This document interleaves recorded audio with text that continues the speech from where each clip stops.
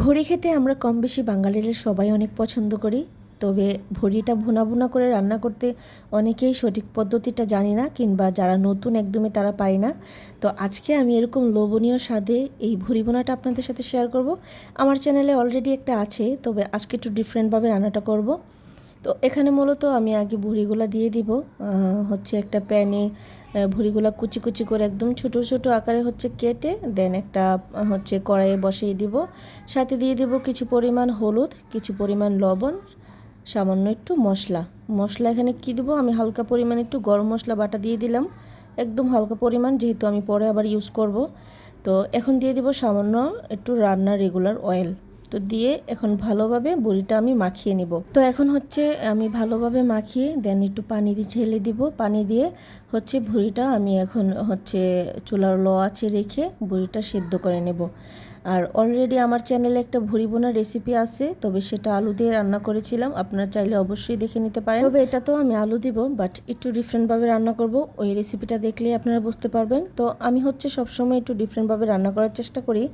তো হচ্ছে ওই দিন রান্না করেছিলাম একই নিয়মে, আজকে দেখাচ্ছি আরেকটা নিয়মে। চাইলে আমার পেজে ইউটিউব চ্যানেলে অবশ্যই দেখে আসতে পারেন।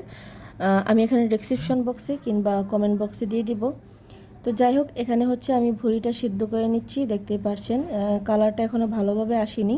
তো এখন আমি দিয়ে দেব কিছু পরিমাণ আদা রসুন বাটা। এখানে আদা রসুন বাটা 3 টেবিল চামচের মতো আমি দিয়ে দিলাম। দিয়ে ভালোভাবে ডাকনা দিয়ে একদম সিদ্ধ করে নেব, ভুড়িটা সেদ্ধ হওয়ার আগ পর্যন্ত। এ পর্যায়ে আমি ভুড়িটা উঠিয়ে নিব আর চুলায় বসিয়ে দিব একটি কড়াই। কড়াইয়ের মধ্যে দিয়ে দিলাম সামান্য পরিমাণ রান্নার রেগুলার অয়েল। তেলটা আপনাদের উপর নির্ভর করে। দিয়ে দিলাম দারচিনি টুকরো 2-3টা, দিয়ে দিলাম তেজপাতা। এখন দিয়ে দিব কিছু পরিমাণ এলাচ 4-5টার মতন, দিয়ে হচ্ছে একটু ভেজে নিব।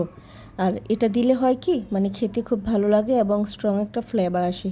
এক্সট্রা মশলার একটা গ্রান খুব সুন্দরভাবে ভুড়িতে ছড়িয়ে পড়ে। তো এখন আমি পেঁয়াজগুলি ভালোভাবে একটু ফ্রাই করে নিব, 80% মতন একটু ফ্রাই করে নিব।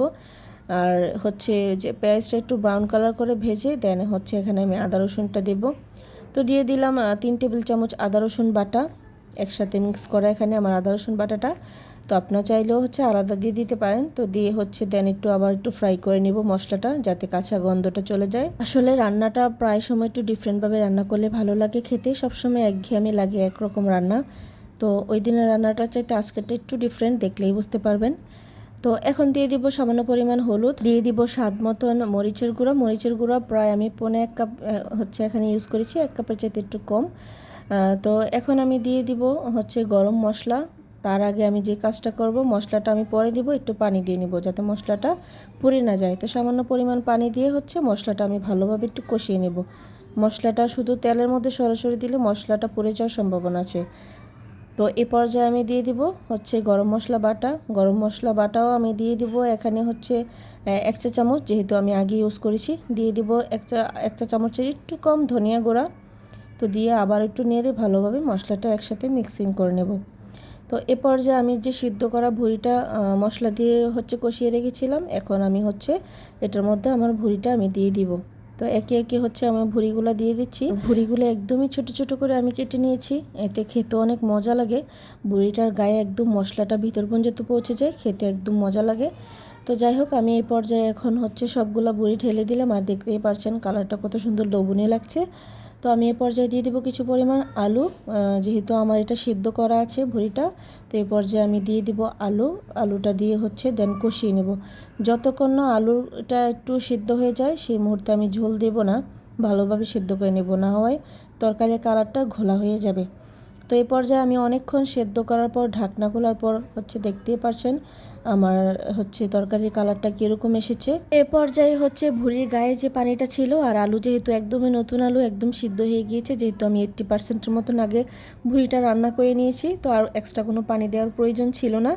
আপনারা চাইলে দিয়ে নিতে পারেন। আমার হচ্ছে ভুঁড়ি এবং আলু দুটোই অনেক সিদ্ধ হয়েছে পারফেক্ট। আমি একদম আছে 20 থেকে 30 মিনিটের মতো হচ্ছে রান্নাটা করেছি। আর আমি যেহেতু ভুনা ভুনা খেতে মানে আজকের রেসিপিটা যেহেতু ভুনা ভুনা টাইপের করেছি আর কি, মানে ভুনা ভুনা খাবো, সেই জন্য আমি কোনো এখানে এক্সট্রা পানি ইউজ করিনি। তো আমার ভুঁড়ি বোনা রেডি।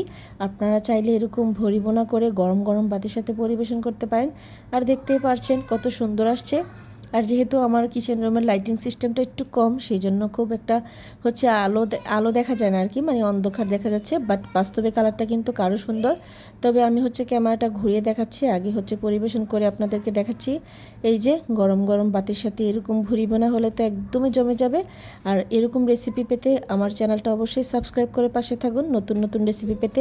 ভিডিওটি যদি ভালো লেগে থাকে অবশ্যই সাবস্ক্রাইব করতে ভুলবেন না। তো আমার আগেরও একটা ভুরি বোনা আমি রেসিপি আপনাদের সাথে শেয়ার করেছি, ওই রেসিপিটা আমি আমার কমেন্ট বক্সে দিয়ে দিব, অবশ্যই আপনারা দেখে আসতে পারবেন। আর যারা একদমই নতুন, আমার রেসিপিটা ফলো করে আপনারাও একই নিয়মে রান্নাটা করতে পারেন, ভীষণ মজা লাগে বাবা রান্নাটা করলে।